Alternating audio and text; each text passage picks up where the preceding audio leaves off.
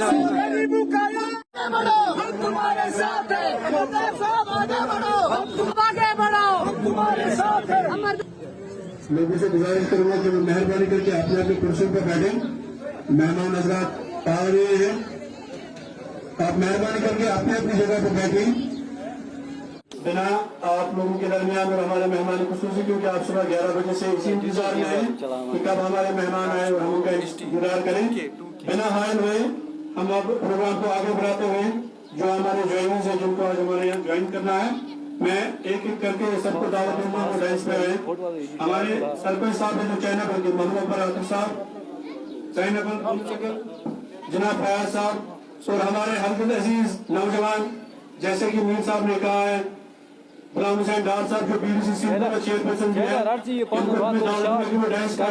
और इनकी दस्तारबंदी हो। साथ साथ आप तालियों से इनका स्वागत करें।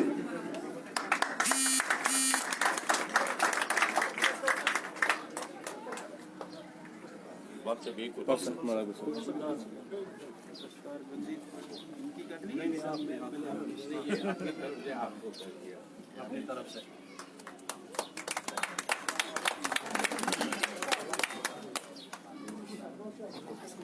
सनबल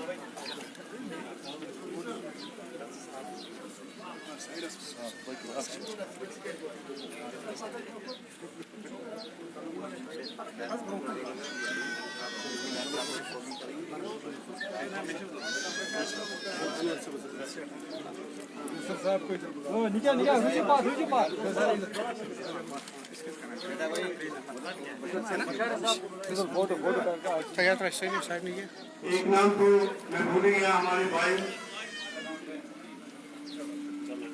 शबीर साहब और हमारे बशारत साहब जिन्होंने पटन से एक इलेक्शन में कराए, और बारिश जिन्होंने वोट का खजाना भी पूरा था उस दिन। आज मुझे खुशी हुई कि हमारे भारतीय जनता पार्टी में शामिल हो रहे हैं।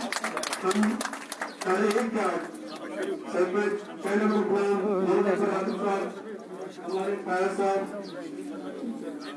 बशारत साहब, हम सारे लोगों का, सारे मेहमानों का अपनी फैमिली में, अपनी पार्टी में ख्याल रखकर करते हैं।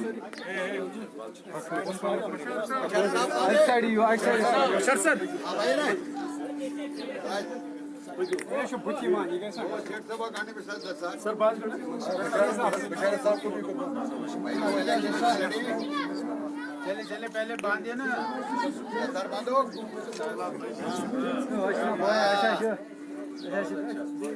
आज इसका सर बना, आप पार्टी का काम करो। तालियां बजाओ।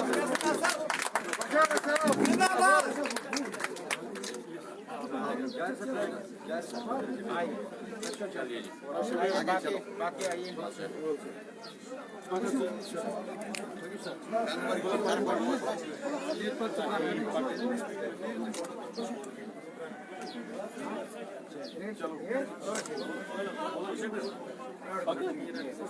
सरपंच साहब सही हजूर,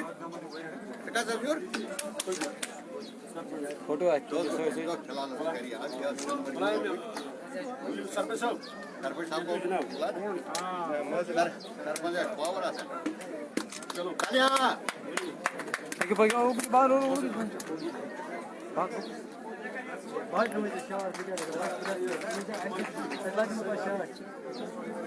आराम से यार।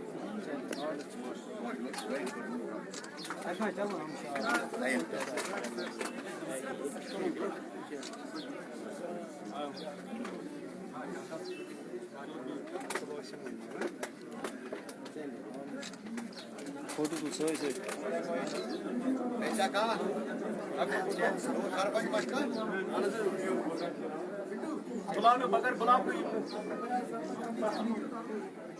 बाबू नंबर राठौर सरपंच चाइनाबल मोहम्मद आसिफ कोशबुक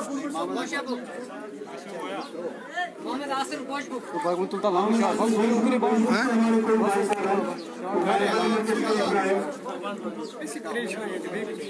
O hiç akmam video tamam. Çalo. Daim tavuk.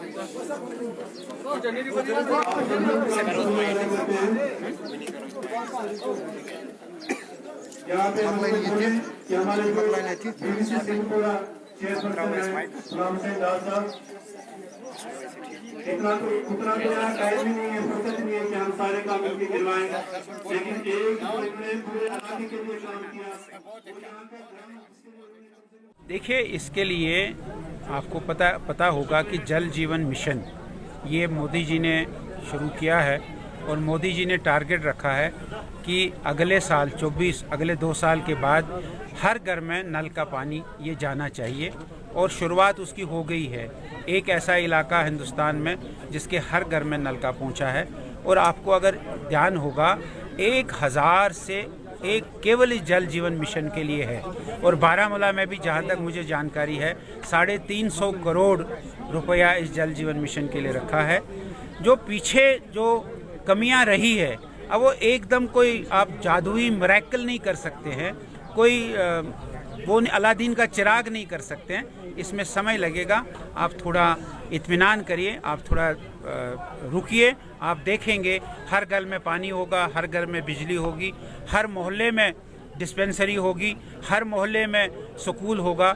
ये सारी योजना ये बन रही है और इसमें कुछ समय लगेगा। जी सर, 1 मिनट में आपका और लूँगा। जैसे कि आपने कहा कि जल जीवन मिशन जो आपका प्लान चल रहा है, तो अगर हम एजुकेशन सेक्टर की बात करें यहाँ पे सिंहपुरा में पिछले 30 सालों से अभी तक भी वही उसका मुकाम बढ़ाया नहीं गया, हायर सेकेंडरी तक नहीं ले जाया गया उसका मुकाम। ये सब तो चीज़ें देखिए आपने उसमें बोला कि जल जीवन अरे ऐसा है कि एजुकेशन एजुकेशन में भी आपको पता होगा कि एक नई education policy, new education policy NEP नई एजुकेशन पॉलिसी शुरू हुई है। उस नई एजुकेशन पॉलिसी पर काम हो रहा है। आप देखेंगे उसमें आप फिर स्कूलों को अपग्रेड करने की ज़रूरत नहीं है, उसमें नए तरीके से नए सिस्टम से एजुकेशन को लाया जा रहा है। लोगों को, बच्चों को, वो 8वीं में पढ़ रहा होगा, 9वीं में पढ़ रहा होगा, उसको टेक्निकल एजुकेशन वहीं से शुरू की जाए। न्यू एजुकेशन पॉलिसी भी आ रही है, उस न्यू एजुकेशन पॉलिसी के तहत भी आप देखेंगे कि बहुत डेवलपमेंट एजुकेशन सेक्टर में भी होगी। सर, अगर हम बात करें दफा 370 की मंजूरी के बाद कहा गया था कि यहाँ की यूथ के लिए एक जॉब पॉलिसी लाई जाएगी, लेकिन अभी तक देखो उसके बाद क्या हुआ मेरे भाई, उसके बाद कोविड हो गया। अभी हम कोविड से लड़ रहे हैं। अब कोविड की तीसरी वेव का खतरा हो रहा है। तीसरी वेव कह रहे हैं कि 18 साल से कम बच्चों को होगी। तो इस सारे में ये जो डेवलपमेंट का प्लान था, यहाँ इंडस्ट्रीज़ आनी थी, यहाँ सरकारी नौकरियाँ लगनी थी, उसमें थोड़ी कमी रही है कोविड के कारण। अब आहिस्ता आहिस्ता कोविड समाप्त हो जाएगा तो आप देखेंगे कि नौकरियाँ, यहाँ का टूरिज़्म, यहाँ की इंडस्ट्री ये बढ़ेगी, ज़रूर बढ़ेगी, मैं आपको विश्वास देता हूँ। सर, लास्ट क्वेश्चन आपके लिए।